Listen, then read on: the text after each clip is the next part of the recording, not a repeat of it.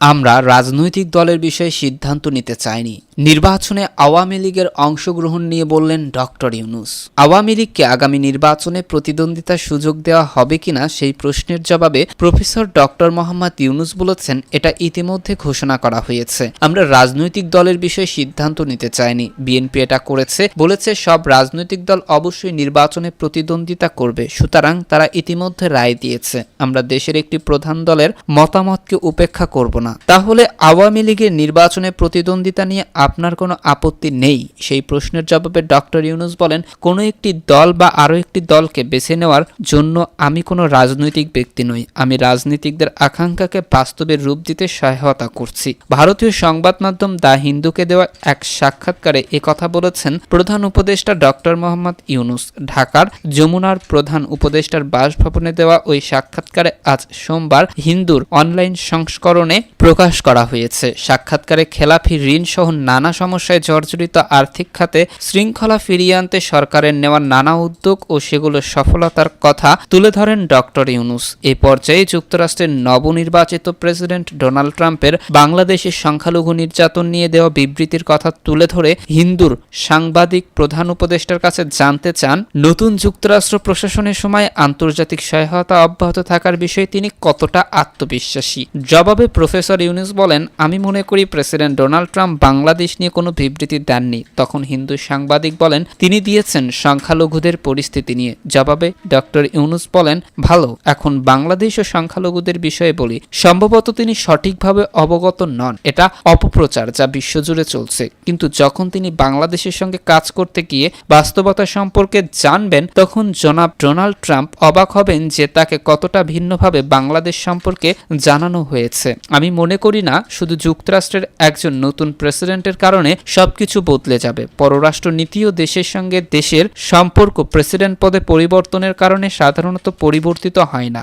এছাড়া ট্রাম্পের দ্বিতীয় মেয়াদে যদি পরিবর্তনও হয়, তাহলে আমাদের মনে রাখতে হবে এটাও বাংলাদেশ, যেটাকে আমরা বলছি নতুন বাংলাদেশ। সুতরাং আমরা অপেক্ষা করব এবং যদি যুক্তরাষ্ট্রের প্রতিনিধিরা আসেন এবং দেখেন এবং আমাদের অর্থনীতি যদি ভালো করতে থাকে, তাহলে তারা খুবই আগ্রহী হবে। তারা বাংলাদেশের সবচেয়ে বড় সরকারি ক্রেতা। আমাদের দিক থেকেও তাই। এটা খুবই ভালো সম্পর্ক যা আমরা বছরের পর বছর গড়ে তুলেছি। আমাদের আশা এটা আরো জোরদার হবে। হিন্দু সাংবাদিক প্রশ্নে বলেন, ট্রাম্পের কথাকে আপনি অপপ্রচারের ফল বলছেন, কিন্তু শুধু তিনি নন, ভারত সরকার বাংলাদেশে হিন্দুদের সঙ্গে যে আচরণ করা হচ্ছে, বাড়িঘর জ্বালিয়ে দেওয়া হচ্ছে, কোনো কোনো ক্ষেত্রে হত্যা করা হয়েছে, এমনকি ধর্ষণের ঘটনাও রয়েছে বলে ধারণা করা হচ্ছে। এসব ঘটনা নিয়ে বেশ কয়েকটি বিবৃতি দিয়েছেন। আপনি এটার ক্ষেত্রে কি বলবেন? জবাবে ইউনূস বলেন, প্রধানমন্ত্রী নরেন্দ্র মোদীর সঙ্গে প্রথম কলে 16 আগস্ট তিনি সুনির্দিষ্টভাবে বলেছিলেন যে বাংলাদেশের সংখ্যালঘুদের সঙ্গে খারাপ আচরণ করা হচ্ছে এবং এরকম আরো অনেক কিছু। আমি তাকে খুব স্পষ্টভাবে বলেছিলাম এগুলো অপপ্রচার। অনেক সাংবাদিক এখানে আসার পর কিছু উত্তেজনা নিয়ে কিছু খবর প্রকাশ হয়েছে, কিন্তু মিডিয়ায় যেভাবে এসেছে সেভাবে হয়নি। প্রশ্নে বলা হয়, তাহলে এর পেছনে কি আছে বলে আপনি মনে করেন? জবাবে ইউনূস বলেন, আমি জানি না, কিন্তু এসব প্রচারণা বাস্তবতার সঙ্গে মেলে না। সব ঘটনার পেছনে একদল ব্যক্তি রয়েছে। হিন্দু সাংবাদিক বলেন, আমি সংখ্যালঘু সম্প্রদায়ের সঙ্গে কথা বলেছি। তারা আতঙ্কিত বোধ করছিল। তাদের মনে হচ্ছিল তাদেরকে লক্ষ্য করা হচ্ছে। ফেসবুক, সামাজিক যোগাযোগ মাধ্যমে অনেক ভিডিও আছে যেগুলোতে বলা হয় যে বাংলাদেশ একটি মুসলিম দেশ হবে। এখন ক্ষমতায় থাকা ব্যক্তিদের আমরা বলতে শুনেছি যে সংবিধান থেকে ধর্মনিরপেক্ষতা বাদ দিতে সংস্কার হচ্ছে। এখানে একটি প্রশ্ন আসে যে বাংলাদেশে পরে কি হচ্ছে এবং গত 16 বছরের তুলনায় আপনার সরকারের সময়ে অনেক ইসলামের প্রভাব দেখছি। এসব সম্প্রদায়কে আশ্বস্ত করতে এগুলো কাজে দেবে? জবাবে ইউনূস বলেন, এটা কি আমার সঙ্গে যায়? উপদেষ্টা পরিষদের প্রতিটি সদস্য হয় মানবাধিকার কর্মী যারা নিজেরা ভুক্তভোগী হয়ে থাকে, অথবা পরিবেশ অধিকার কর্মী, অথবা নারী অধিকার বা অন্য অধিকার কর্মী। সুতরাং আমরা সবাই অধিকার কর্মী। আপনি যেসব কথা বললেন সেগুলো যদি তাদের সামনে বলেন, তাহলে তারা আপনার উপর ক্ষেপে উঠবে। উপদেষ্টা পরিষদের সদস্যদের প্রত্যেকের জীবনের অতীত কর্মকাণ্ড দেখুন। হিন্দু হিন্দু সাংবাদিক প্রশ্নে বলেন, তাহলে আপনি বলছেন আপনার উপদেষ্টা পরিষদে ইসলামপন্থী এজেন্ডা এগিয়ে নেওয়ার মতো কেউ নেই? জবাবে ইউনূস বলেন, প্রত্যেকের জীবনের গল্পগুলো দেখুন, এরা সবাই খুবই নিবেদিত প্রাণ ব্যক্তি।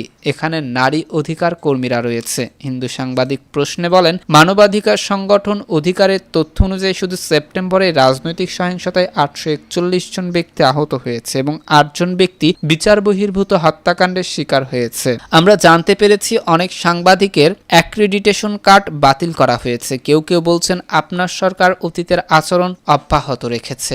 জবাবে ইউনূস বলেন, মানুষকে বিচার করতে দিন। এই সরকার কি করেছে এবং অন্য সরকার কি করেছে তার তুলনা করে দেখুন। আমি বিতর্কে যাচ্ছি না। আমরা সংবাদ মাধ্যমের স্বাধীনতা নিশ্চিত করেছি, এটা নিয়ে কোনো সন্দেহ নেই। অ্যাক্রিডিটেশন আইন আমরা প্রণয়ন করিনি, আমরা শুধু এর প্রয়োগ করেছি এবং আপনি এটা নিয়ে বিতর্ক করতে পারেন যে এই প্রয়োগ সঠিক কিনা। আমি আইনটি পরিবর্তনের পক্ষে। হিন্দু সাংবাদিক বলেন, 5ই আগস্টের ঘটনা কিভাবে বাংলাদেশ ভারত সম্পর্কের উপর প্রভাব ফেলেছে? এটা কি একটি ধাক্কা হিসেবে এসেছে?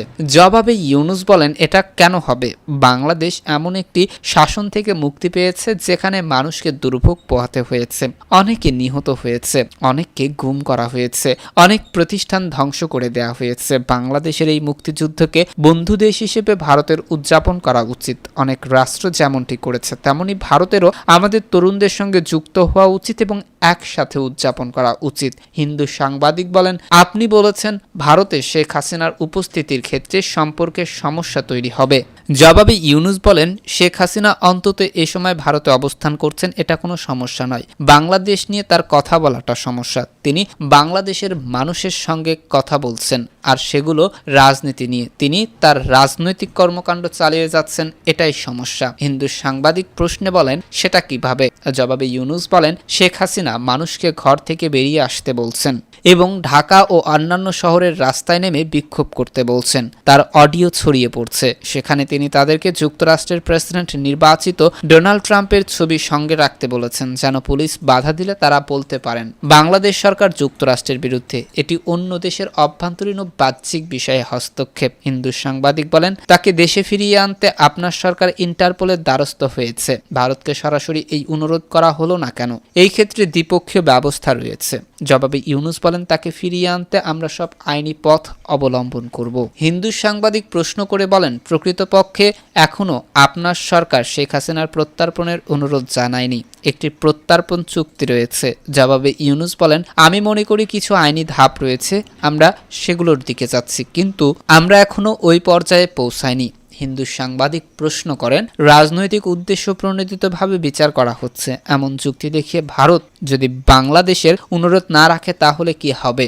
ডক্টর ইউনূস বলেন, আপনি কি বলছেন? ভারত চুক্তি লঙ্ঘন করবে? হ্যাঁ, চুক্তিতে এমন কিছু ধারা রয়েছে, কিন্তু ভারত সরকার যদি শেখ হাসিনাকে সেখানে রাখতে এগুলোর প্রয়োগ করে তাহলে সেটা আমাদের মধ্যে ভালো সম্পর্ক গড়ে তুলবে না। আমাদের অন্তর্বর্তী সরকারের মেয়াদ খুব কম, তাই এই সময়ে হয়তো বাংলাদেশ ও ভারতের মধ্যকার সবকিছু মীমাংসা করা যাবে না, তবে আমাদের পরে যে সরকারই আসুক না কেন তারা এটা ক্ষমা করবে না। এতক্ষণ আমাদের সাথে থাকার জন্য ধন্যবাদ।